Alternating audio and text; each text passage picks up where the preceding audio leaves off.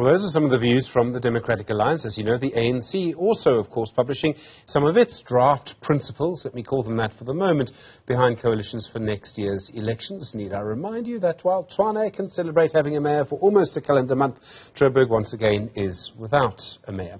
Professor Dirk Kotze is a professor of politics, political science at the University of South Africa, Unisa. Professor Kotze, good afternoon to you. I find this fascinating. I think it may be an important moment. Various proposals from different parties. For example, the DA and the ANC seem to agree to a limit on how often confidence motions could be brought. The ANC wants to make the party with the highest number of votes appointing a mayor or a premier. There are others. Are these all constructive proposals? Do you think if we adopt them all, they would make a difference? Well, I think what is important is that parties from both sides, both the ANC and the DA and others also, are now talking much more in concrete terms about how to deal with or how to manage coalitions in general. That, I think, is a good move. It is something which there's certainly now a realization, they accept it, that the dispensation, as it has been for the past, since 2016 actually, it can be abused, it can become unstable in some cases, and therefore some measures are necessary. What is interesting is the convergence between the ANC and the DA's views and principles on many respects. For example, the idea of the threshold, the minimum threshold, is supported by both.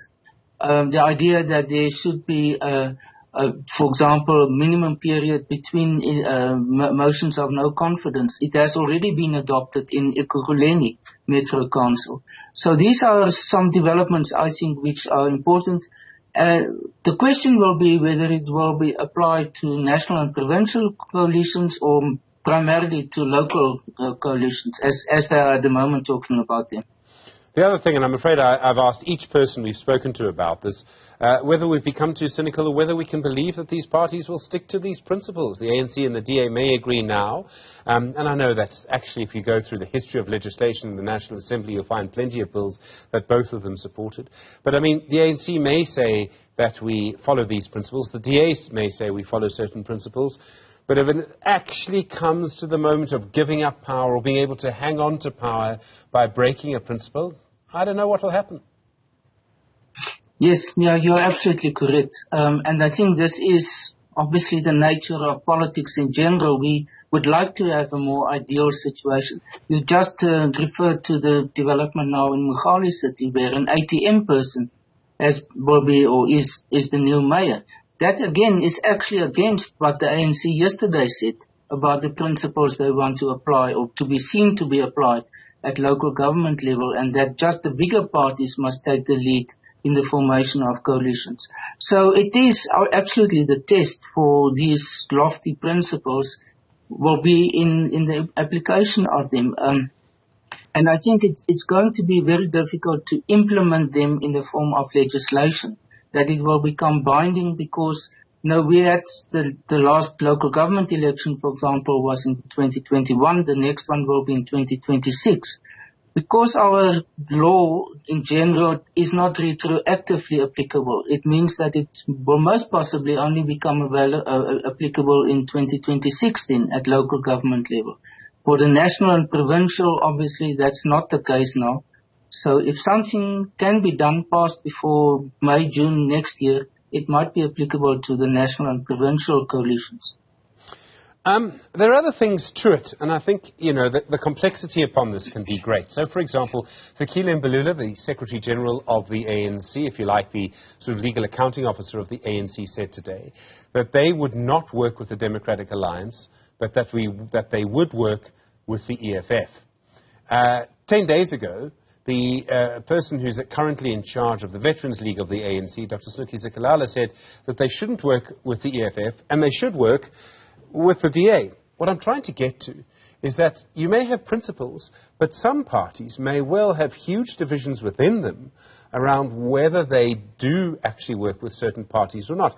I think for the ANC, whether to work with the EFF or the DA could actually be quite a divisive conversation. I think for the DA to decide whether to work with the Patriotic Alliance or not could maybe be the same. Yes, you are very much correct. And I think this is part of the complications that we have seen over the last, let's say, year, for example, that there are internal differences within those parties with whom to cooperate. As you've mentioned now, yesterday when David Makura announced the principles that's in the pipeline for the ANC, he, for example, said very explicitly that the ANC is not saying they are not willing to work with any party, although later on he said that some of them might be redlined, those that they will have reservations about. And they criticized the DA for saying they don't want to work with the EFF. You know, in the end, what is a factor which is not mentioned at all is that, yes, it is important to talk about principles, to have sort of procedural matters in place.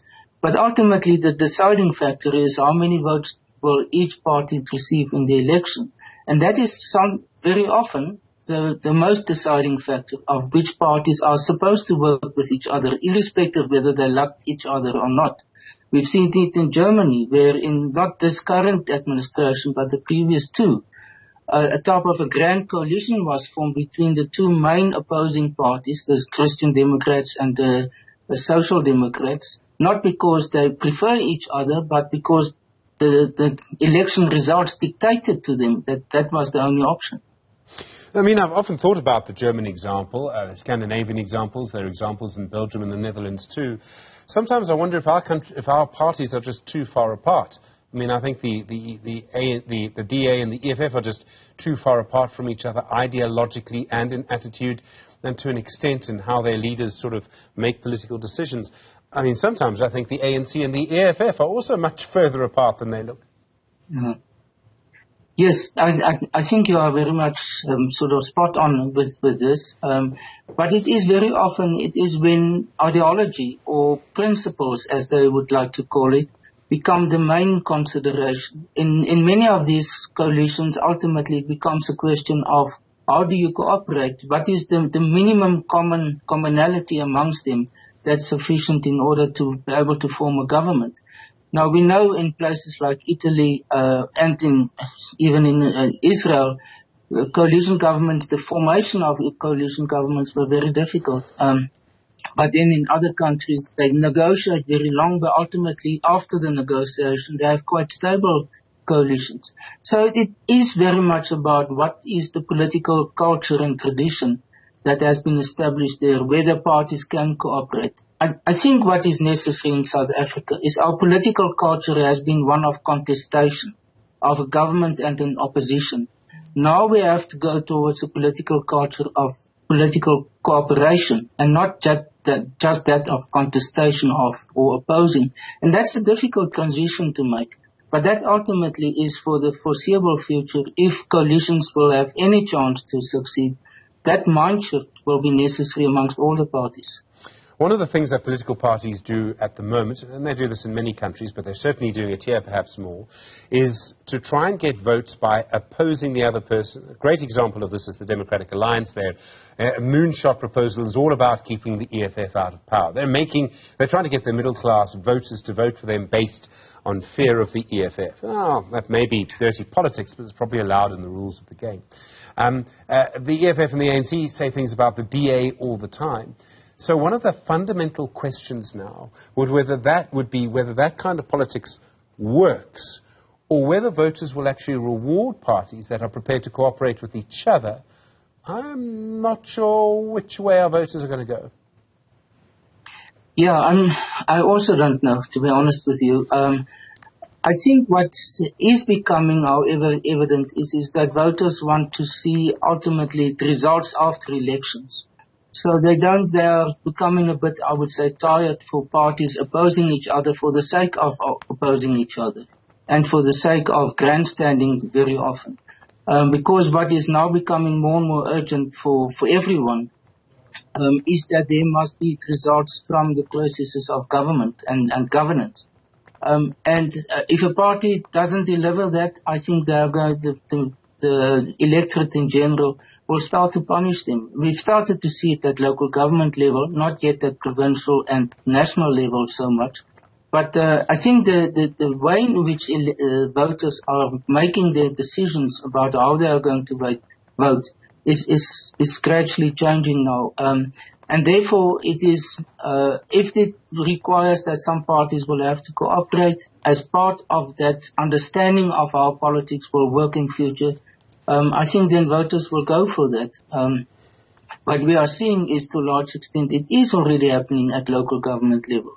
And what we've also seen in the past, and it will be interesting with this coming election, our voters voted differently for example, one party at national level and another party at provincial level. In 2019, we've seen some significant trends in that respect. So it is clear that voters start to make distinctions about how they vote and why they vote like that. Professor Dirk Kotze, thank you. Professor of Political Science at Unisa. Really do appreciate the time.